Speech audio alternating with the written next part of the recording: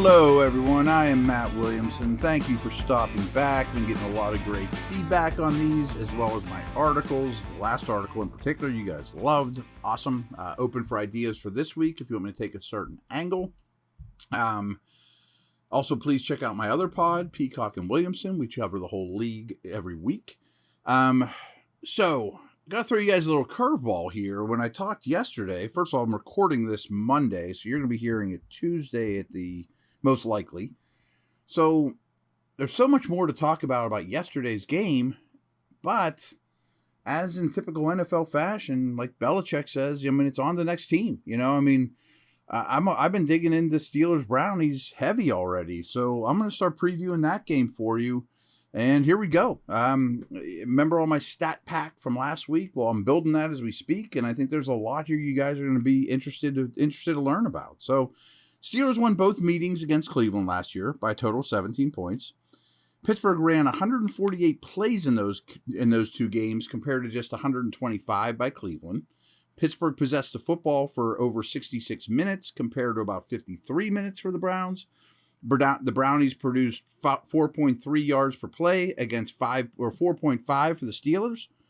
Third down efficiency was a big problem for both teams, and the Steelers converted 9 of 31 against 8 of 27 for the Cleveland Browns. So a lot of that same sort of stuff I think applies here.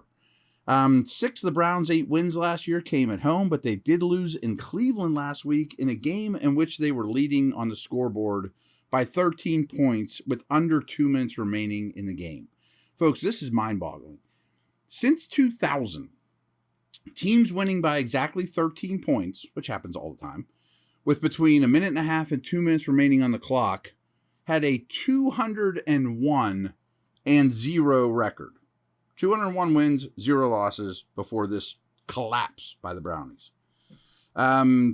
Pittsburgh and the Browns each won in week 1 and then lost in last week.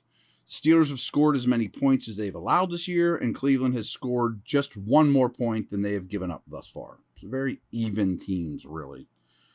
The Browns' offense is producing 5.5 yards per play. Pittsburgh's offense is at 4.3. Again, I'm recording this Monday, so there's 4 teams to play tonight, but I'm pretty certain that the Bills aren't going to fall below this or any of the teams tonight. The only team in the league producing fewer yards per play than Pittsburgh right now is the Texans at 4.2. So they're 31st.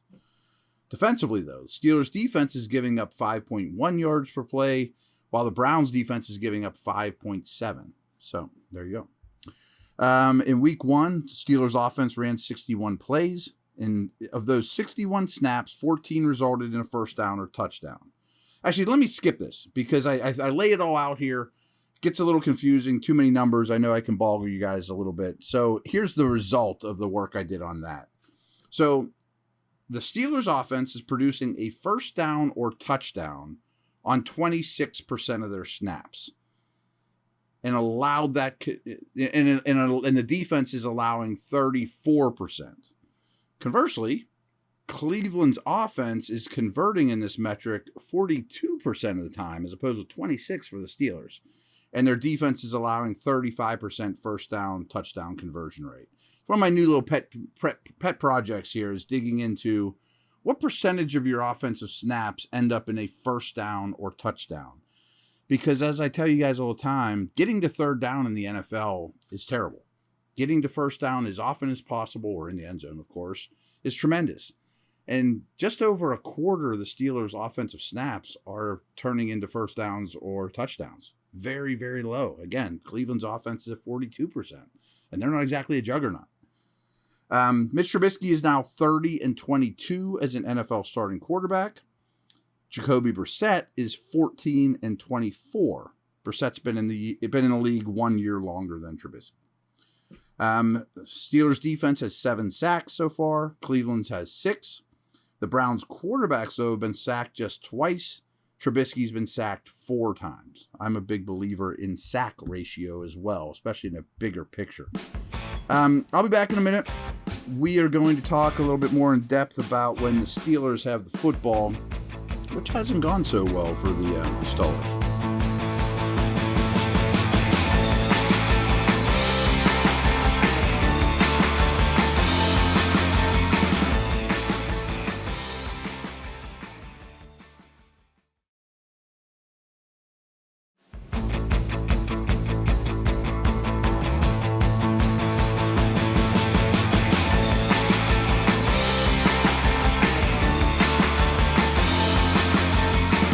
last year, in his rookie year, Najee racked up 279 rushing yards against the Browns, including 188 on the ground in their most recent meeting, last time they battled. In those games, the Steelers ran the ball 63 times, and 54 of those carries were by Harris. I know that sounds like a million years ago, but it really isn't. Last week, Harris was on the field for 42 snaps compared to 17 for Jaylen Warren. Starting to really dig into snap counts too right now. Through 2 games, they really have a 2-to-1 ratio, which I don't think is an accident. Harris playing 79 snaps, 40 for Warren. This one's frightening here. Harris has gained 10 yards before contact on his 25 carries in 2022. 10 yards of it he's gotten it before contact, compared to 62 yards after first contact. Yuck. In week 1, the Browns held Christian McCaffrey and the Panthers running backs to 41 rushing yards on 13 carries. It's pretty good against McCaffrey. Last week, the Jets took a similar approach and only rushed the combination of Breece Hall and Michael Carter, a really good pairing in my opinion, 14 times for just 73 yards. Why aren't teams feeding their feature back against the Browns? Kind of counterintuitive to what I just said the Steelers did last year with Najee. Why I brought it up. Last year, Deontay Johnson caught 14 passes against the Browns in 2021. Freiermuth caught 9. In week 1, Johnson and Freiermuth were targeted 12 and 10 times respectively for a combined 59% target share. Huge. Steelers offense played 59 snaps on Sunday. Chase Claypool was on for 54 of those 59 plays. Johnson for 51 and Pickens for 50. All 3 wide receivers ran at least 30 pass routes on the Steelers' 38 pass plays. So these guys are always on the field and they're playing a lot. As they should. They're 3 really good players. But this is what makes you nuts. Pickens was targeted 3 times and has 1 catch in both of his NFL games. 3 targets, 1 catch, 1 catch. Boo. Tight end distribution, I think, is really interesting. Freiermuth had 48 snaps compared to 20 by Gentry. Through 2 games, Freiermuth has been on the field for 104 of a possible 122 snaps compared to just 39 snaps by Gentry. Freiermuth also has a back-to-back games with 23% target share, which is a really high number for a tight end. So I've talked about this a few times. You go back to like the middle of last year, Freiermuth's usage is right up there. It's not Kelsey land, but it's really high in the NFL spectrum for tight ends. Mentioned Claypool being used a lot. He played 92% of the snaps in the first game and has only missed 10 snaps all year. So the 3 receivers, he's a starter. He plays every snap at 10 this year. Here we go. The Browns linebackers, a pair that I think you need to learn about. Younger guys, active dudes.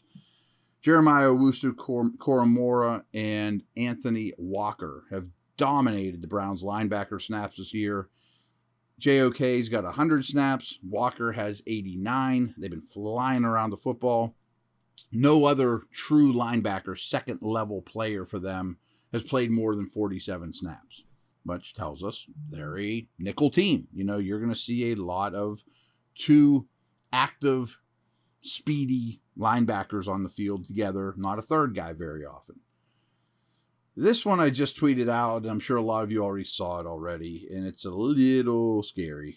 Mitch Trubisky's attempted 71 passes in a Steeler uniform. Small sample size, first 2 games. Okay. Only 10 of those passes have traveled over 20 yards. And this is what's worse, is 15 of the 71 have been at or behind the line of scrimmage. Last week, 21 of Trubisky's 33 attempts were under 10 yards downfield. On the passes past 10 yards downfield against New England, Trubisky was 5 of 12 for 74 yards with an interception. And he averages just 5.1 yards per pass attempt for the year. That's the scariest of all of it. 5.1 every time you let the ball out of your hands. Not every completion. Really poor, obviously. And we'll talk more about this. This might even be what my article is. Is this Canada? Is this Trubisky? Is this no faith in the line? This sure looks a lot like Ben. I know that's what's on all your guys' minds. I tend to think it's all the above, of course. But frankly, I blame the line the least of all those things. The line's actually getting better. Chooks was really good in this game. I thought the guards played a lot better. I'm kind of getting off script here, but everyone wants to kill this O-line. I told you guys yesterday, baby steps, baby steps. And yesterday may have been a little even more than a baby step for the line. Again, I think we're shooting for below average here. I mean, it's not going to be, superstars galore on the offensive line. But from where they were a couple weeks ago, and by the way, Chooks is good. I know none of you want to believe it, but Chooks is good. Two more little nuggets here, and we'll wrap this up.